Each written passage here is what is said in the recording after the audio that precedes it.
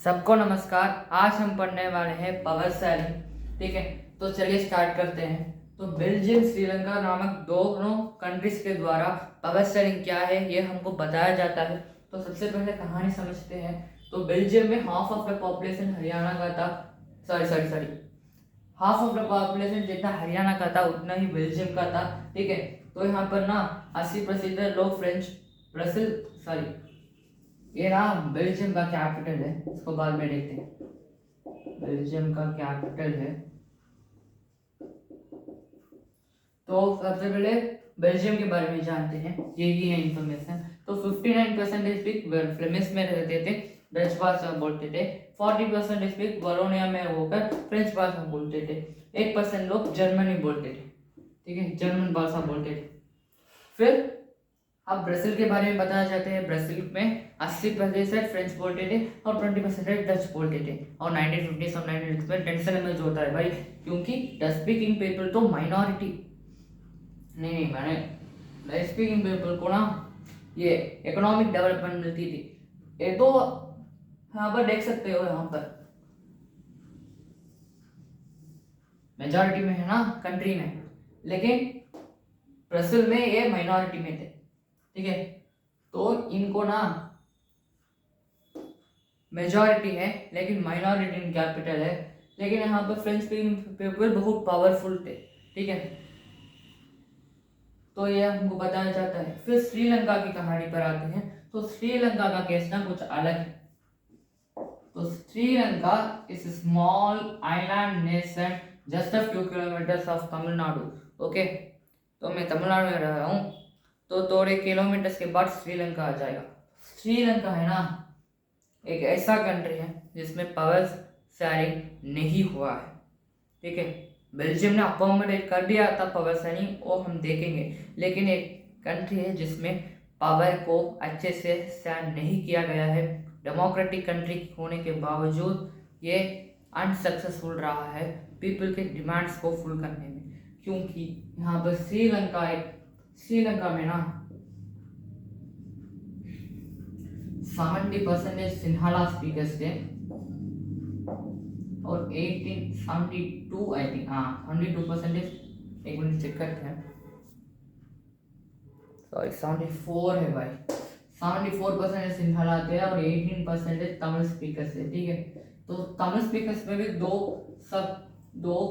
Categories है, native Tamils और Indian Tamils. ठीक है, इंडियन तमिल्स वो है जो ओल्डन डेज में प्लांटेशन वर्क के लिए श्रीलंका गए थे। ठीक है, इंडियन तमिल्स 5% है, नेटिव तमिल्स 13% है। ठीक है, एक एक्ट पास होता है। श्रीलंका 1948 में आजाद होता है, इंडिपेंडेंस होता है श्रीलंका का। 1950 नॉट रॉन्ग, सो 1952 में एक एक्ट पास होता है। हाँ 1952 ही है, सॉरी 1956। ठीक है, 1956 में एक एक्ट पास होता है जिसमें सिंहला को ऑफिशियल लैंग्वेज कर दिया जाता है। ठीक है, ऑफिशियल लैंग्वेज कर दिया जाता है सिंहला को। इसके कारण तमिल स्पीकर्स बहुत ये सेपरेट ये वैसे डिमांड करने लगे थे, क्योंकि बहुत सारे जॉब अपॉर्चुनिटीज, गवर्नमेंट जॉब्स और स्कूल्स इस सब को सिंहला ही एक्सेस कर पाती थी, तमिल्स नहीं कर पाते थे। जो इन्होंने अपनी पार्टीज बनाई और डिमांड करने लगे, इसके कारण सिविल वॉर हुआ। सिविल वॉर होने के कारण हमने डेवलपमेंट में देखा ना, श्रीलंका बहुत अच्छे से डेवलप हो रहा था, लेकिन एक सिविल वॉर होने के कारण 2009 में एंड हुआ था और बहुत सारे लोग मारा गया था। ठीक है, तो यही है था श्रीलंका की कहानी। अब जाते हैं अकोमोडेशन इन बेल्जियम। ठीक है, बेल्जियम ने अपना कॉन्स्टिट्यूशन 4 बार अमेंड किया था। ठीक है, 1970 और 1993, आपको डेट्स याद रखने हैं। ठीक है, 1970 और 1993 में बेल्जियम ने अपना कॉन्स्टिट्यूशन 4 बार बदल लिया था। ठीक है, तो क्योंकि यार वो अच्छे से अपना देश चलाना चाहते थे। ठीक है, एक एक पॉइंट पढ़ते हैं। Constitution prescribes the number of Dutch and French speaking ministers shall be equal in the speaking ministers shall be equal in the central government. Dutch speaking और फ्रेंच स्पीकिंग को इक्वल पावर दिया गया था। ठीक है, फिर single community can make decision अनलिटरली।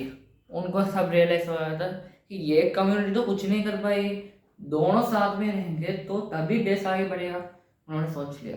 फिर many power of the central government have been given to state government.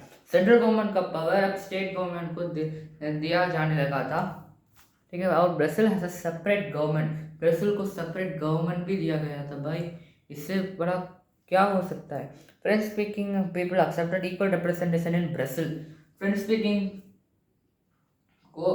Speaking people equal representative accept कर दिए गए थे, क्योंकि nation wide the speaking people भी सेंट्रल गवर्नमेंट में एक्सेप्ट कर दिए गए थे, तो दोनों ने एक्सेप्ट कर दिया था।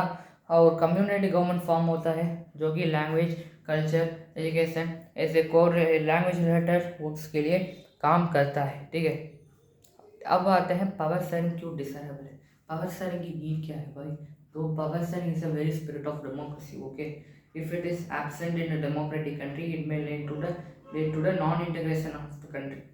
इंटीग्रेशन नहीं हो पाएगी, एकता नहीं आएगा, यूनिटी फॉर्म करना मुश्किल हो जाएगा, क्योंकि पावर शेयरिंग होने से कॉन्फ्लिक्ट रिड्यूस होती है और फिजिकल वायलेंस भी कम होती है। ठीक है, अगर पावर सभी के पास डिस्ट्रीब्यूट कर दोगे तो अच्छी बात है ना, कि कोई भी मुझ में ज़्यादा पावर है ऐसे धमकी नहीं दे पाएगा। ठीक है, तो डेमोक्रेटिक कंट्री में, अच्छे डेमोक्रेटिक कंट्री में spirit of democracy power sharing होता है भाई। ठीक है, फिर आते हैं पावर शेयरिंग के प्रूडेंशियल रीजन और मॉरल रीजन पर। तो प्रूडेंशियल रीजन कुछ नहीं है कि power sharing will bring out better outcomes निकालता है। बोल सच्ची है कि नहीं। मॉरल रीजन है कि very act of power sharing और वैल्यूबल, पावर शेयरिंग वैल्यूबल्स है डेमोक्रेटिक कंट्री का। ठीक है, फिर नेक्स्ट आता है फॉर्म्स ऑफ पावर शेयरिंग। तो forms of power sharing horizontal है, हॉरिजॉन्टल पावर शेयरिंग है, वर्टिकल है, सोशल ग्रुप्स है, पॉलिटिकल प्रेशर्स है, ऐसे है।